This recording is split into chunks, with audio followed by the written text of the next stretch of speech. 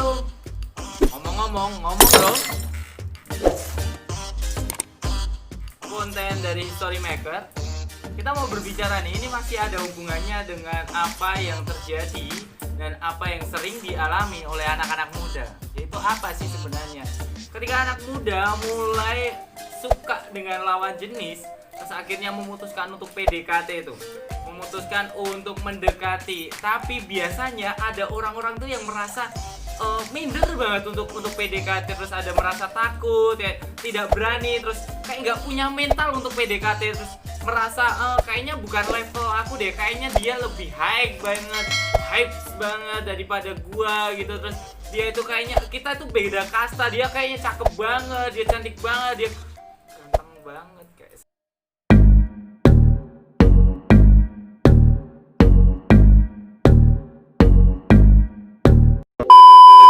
Sedangkan yang mau mem-PDKT itu merasa minder banget. Ada tuh orang-orang yang kayak gitu, ya nggak? Pasti kamu juga ngerasa kan? Yoi, mungkin salah satu orang yang melihat tayangan ini juga merasa, oh iya kak, itu gue banget kak, itu aku banget kak, aku tuh pengen main PDKT, itu tuh rasanya udah enak banget, rasanya itu aduh, insecure-nya tiba-tiba muncul semuanya. Apalagi yang sudah berpasangan terus melihat pasangannya itu jauh lebih ganteng padahal sudah pasangan tuh, tapi kayaknya kok ada rasa insecure, ada rasa aduh kayaknya kok gak pantas ya kalau aku jalan kayak zebra cross, dia putih dan aku hitam.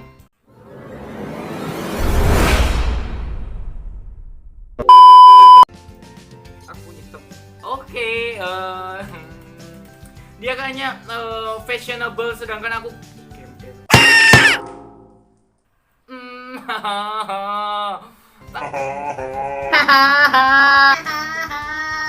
Tapi itu yang sering terjadi bukan cuma di perempuan, tapi di juga laki-laki. Dua gender ini juga ngalami hal yang kayak insecure gitu loh dengan hal yang seperti itu. Sebenarnya bagaimana sih kita harus mensikapi hal itu? Saya akan bagikan beberapa tips teman-teman. Ada 5 yang akan saya bagikan. Yang pertama adalah kita ini diciptakan unik. Jadi kalau ada seseorang yang kayaknya kok ganteng banget sedangkan gua kok kayaknya biasa banget. Kita itu diciptakan unik, segambar dan serupa dengan Allah. Keunikan kita itu membuat bahkan tidak ada barang satupun orang yang lahir kembar itu tuh semuanya sama, tidak ada. Semuanya yang ada di dunia, baik satu orang dengan orang lain, itu tuh beda. Tidak ada yang exactly sama persis, tidak ada. Jadi setiap masing-masing kita itu diciptakan unik. Sidik jari orang yang kembar pun juga berbeda. Sadari akan hal itu akan mengubahkan paradigma kita perlahan-lahan. Bahasanya memang kita ini diciptakan ya memang berbeda gitu loh. Memang ada yang kalau orang melihat itu ganteng, atau ada orang yang melihat itu cantik, itu relatif coy. Jadi jangan kamu ini menilai, oh itu ganteng kayaknya kita ndak sekasta deh, kayaknya dia terlalu hype banget kayak gitu. No, tidak dong. Jadi ubah paradigma kita. Yang pertama, kita diciptakan unik, segambar dan serupa dengan Allah. Masing-masing punya sidik jari yang berbeda dan masing-masing punya keunikan tertentu. Dan temukan keunikanmu karena itu kelebihanmu yang Tuhan taruh dalam hidupmu. Yang kedua adalah ketertarikan bukan hanya masalah fisik. Yo, kita mau bersama-sama untuk mencerna bareng-bareng. Kegantengan atau kecantikan itu bukan sekedar cuma secara fisik saja. Makanya ada orang yang berkata inner beauty. Jadi ada kecantikan yang dari dalam, bukan cuma di fisik. Karena yang inner beauty itu malah itu yang akan berpengaruh sangat. Sedangkan yang fisik ini cuma bertahan berapa lama. Kita ini paling berumur cuma 70 sampai 80 ya, Alkitab berkata seperti itu. Dan kegantengan saya nggak apa-apa ya. Sedangkan yang kulit yang bersih, yang putih, kinclong, glowing kayak gitu tuh cuma bertahan paling berapa lama? 10, 15 tahun, 25 tahun, 30 tahun, cuma sekedar itu saja. Tapi yang namanya kecantikan yang dari dalam itu tuh bertahannya lama, seumur hidup. Jadi jangan mengkotakkan bahwa seseorang yang cantik atau ganteng itu cuma sekedar di fisik. No, tidak dong. Jadi tidak ada istilah begini teman-teman. Kalau di orang Jawa itu ada istilah, "Weh, kok pacaran sama dia midak kodok?" Aduh,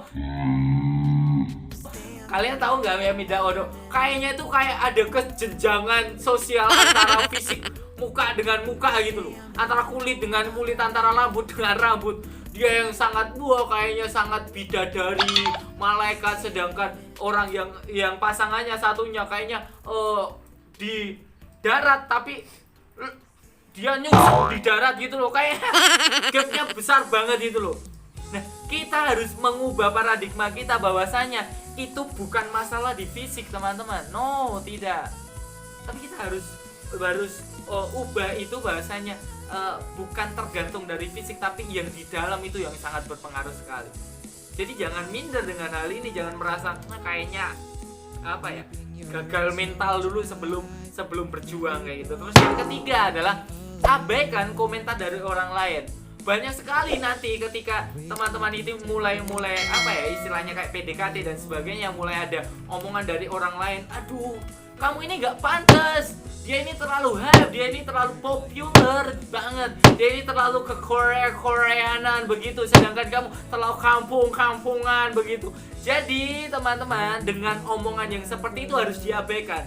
Telinga, hati, dan pikiran harus punya filter, mana voice dan mana noise. Masukkan saja yang voice, yang kamu berkata, "Oh, aku ciptaan Tuhan yang sempurna, aku ciptaan Tuhan yang unik." Ada orang-orang yang memang diciptakan itu memang dalam keadaan yang unik dan sebagainya. Kamu punya kelebihan dan sebagainya, dan temukan hal itu. Jangan sampai komentar dari orang lain atau omongan dari orang lain masuk itu di kepala, terus kemudian sampai ke hati, kemudian akan membentuk kepribadianmu. Makanya ada orang-orang yang sangat-sangat minder ketika sedang mendekati seseorang. Kayak gitu, kayaknya lagi sakit mental. Jadi teman-teman yang punya seperti itu, ayo sembuhkan. Mulai ubah paradigmamu dulu, mulai ubah cara berpikirmu terhadap dirimu sendiri. Oke?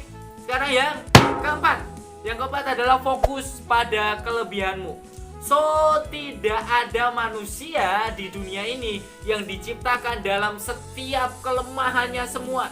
Nah, tapi manusia diciptakan itu lengkap. Memang ada kelemahan, iya, tapi juga ada kelebihan. Nah, fokuslah pada kelebihanmu. Mungkin di mata orang lain fisikmu ya biasa saja, tapi kau punya hati yang tulus, kau punya hati yang setia, kau orang yang bisa dipercaya, kau punya orang yang bisa bertanggung jawab dan sebagainya. Itu tuh kelebihan. Jadi di kelebihanmu itu kamu harus temukan untuk mengupgrade dirimu, untuk membangun dirimu. Jangan sampai engkau ini dengan omongan orang lain engkau tidak menyadari kelebihanmu. Jadi fokus saja pada kelebihanmu. Memang mungkin orang lain tidak bisa temukan itu, tapi kamu akan bisa menemukannya sendiri dengan refleksi diri, dengan merenung, tanya Tuhan, tanya Roh Kudus, berjalan karib dengan Tuhan. Itu akan membuatmu akan menemukan banyak sekali kelebihan ilahi yang Tuhan taruh dalam hidup. Sekarang tips yang keempat adalah hargai dirimu sendiri. Ini penting banget teman-teman. Karena banyak orang yang ketika dia ini tidak bisa melihat dirinya secara utuh, makanya dia tidak bisa menghargai. Terus apa yang terjadi? Terus dia seenaknya, tidak pernah mandi. Terus kemudian dia kayak jorok, kemprok, kayak gitulah. Terus tidak pernah merawat. Ya sudahlah, aku memang seperti ini. Mau jerawatan seperti apa ya sudah. Memang aku seperti ini. No. Mau panuan dan sebagainya, kades kurap kutu air kayak gitu. Itu namanya tidak menghargai diri sendiri. Kalau kau menghargai apa yang Tuhan taruh, apa yang Tuhan kasih dalam hidupmu, ya harus dirawat. Saya suka banget dengan treatment yang perempuan ini lakukan dari ujung kepala sampai ujung kaki. Perempuan itu punya treatmentnya semua. Beda dengan yang laki-laki. Kalau laki-laki kayak lebih cuek gitu ya. Tapi kalau yang perempuan memang punya treatmentnya. Karena saya pernah bertanya kepada perempuan kenapa melakukan treatment di tubuhnya, karena dia menghargai dirinya sendiri. Maka kita harus belajar teman-teman untuk kita bisa punya rasa penghargaan, bukan cuma ke orang lain tapi ke diri sendiri. Jadi kamu harus seringkali kayak gini, ketika tidak ada orang yang memujimu, orang yang pertama memujimu adalah dirimu sendiri. Oh, ternyata aku bisa ya nyapu dengan bersih. Oh, ternyata aku bisa ya bangun pagi. Oh, ternyata aku bisa ya mengerjakan. Oh, ternyata aku bisa ya untuk berbicara di depan kamera. Nah, hal-hal seperti itu, pujian dari diri sendiri itu penting banget. Karena kenapa? Engkau harus membangun dirimu. Dirimu diciptakan bukan karena kecelakaan. Dirimu diciptakan bukan karena engkau ini tidak diinginkan atau tertolak. Dirimu diciptakan karena memang Tuhan mau engkau ini menilai dirimu bahwa engkau ini memang spesial di matanya. Jadi hargai dirimu sendiri seperti Tuhan menaruh penghargaan yang besar terhadap manusia. Kenapa seperti itu? Sampai Tuhan rela mati untuk mempertahankan manusia biar tetap selamat. Itu penghargaan besar sekali. Dan biarkan rasa penghargaan dan kebanggaan kita terhadap apa yang sudah Tuhan taruh dalam hidup kita itu tidak hilang. Maka terus bangun hidupmu. Oke, biarkan 5 tips ini bisa membangun hidup kita dan mengubahkan paradigma kita. So, God bless you. Ngomong dong. Bye-bye. I sing for you, yeah, it's only you, and just for you.